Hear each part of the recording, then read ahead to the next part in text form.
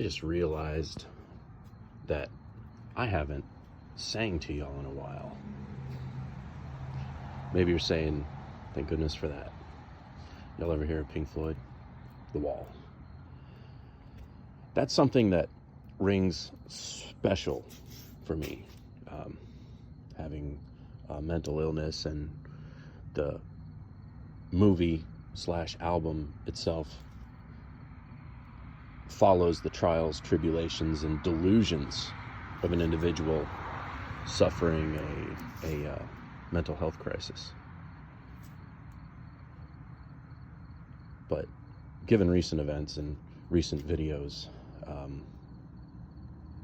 directed towards me, a part of that album really rings for me, and this is our argument for undecided voters, right?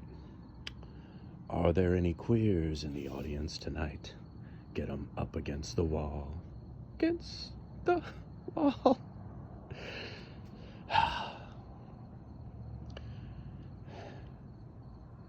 That one in the corner, he don't look right to me.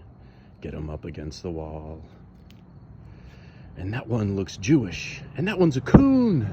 Who let all of this riffraff into the room? There's one smoking a joint and another with spots. If I had my way, I'd have all of them shot.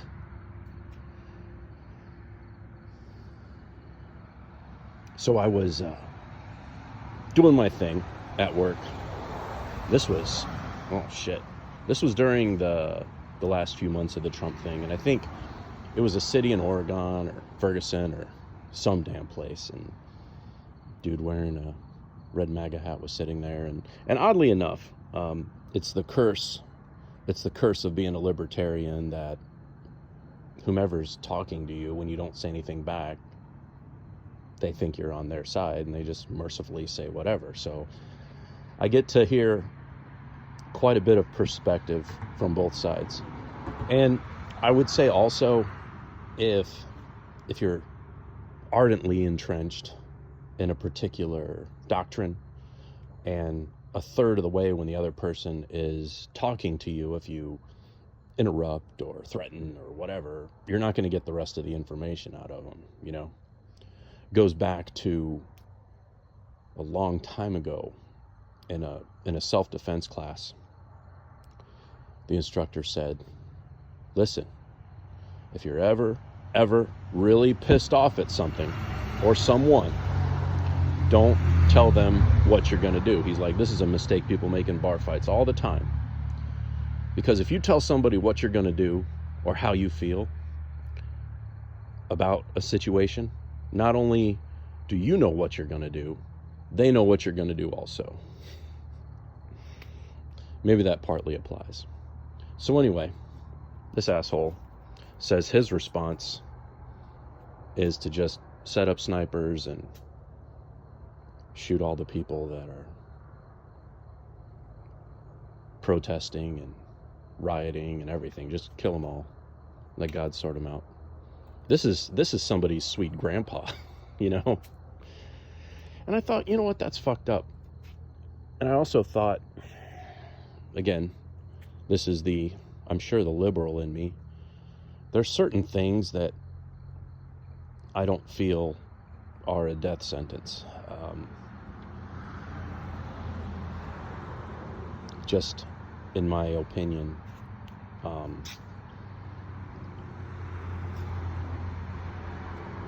Say what the old adage goes about an eye for an eye and a tooth for a tooth. That doesn't mean that if somebody pokes out your eye, you poke out their eye too. I mean, it doesn't have to mean just that. What it means is, if somebody pokes out your eye, you don't kill them in response. Now, that's some Al Capone shit, and that's fine, right? Somebody brings a fist to a fight, you bring a bat. Somebody brings a bat to a fight, you bring a knife. Somebody brings a knife to a fight, you bring a gun. Until you put them in the fucking morgue, right? It's interesting. It is interesting. I feel like I had an original point that I got away from there. Oh, man. It does suck, though. I've lost friends. I've lost internet friends. It seems like every political cycle. The only time that I've came out of a cycle in a good way was when I sort of left social media all around the election and then came back afterward. I remember, if you want to look back on an election that don't mean shit, I think the original one was Obama and Mitt Romney. That was when my other channel really took a turn for the worst. And I wanted to explore the faults of Mitt Romney.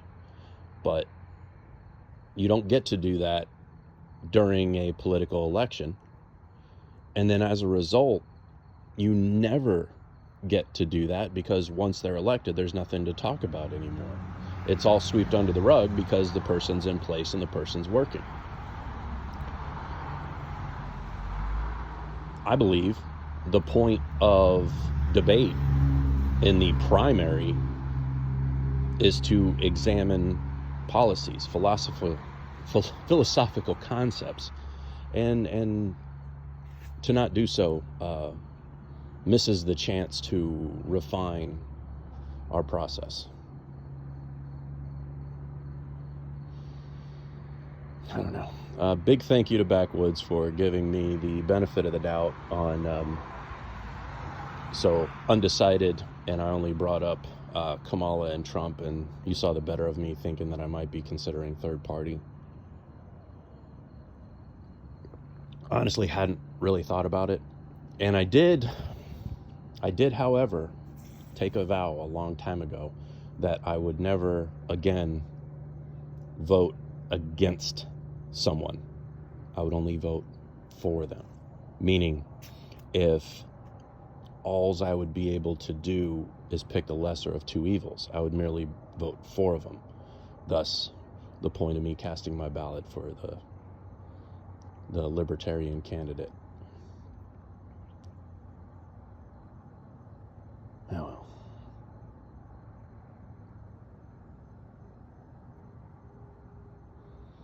It does seem to matter.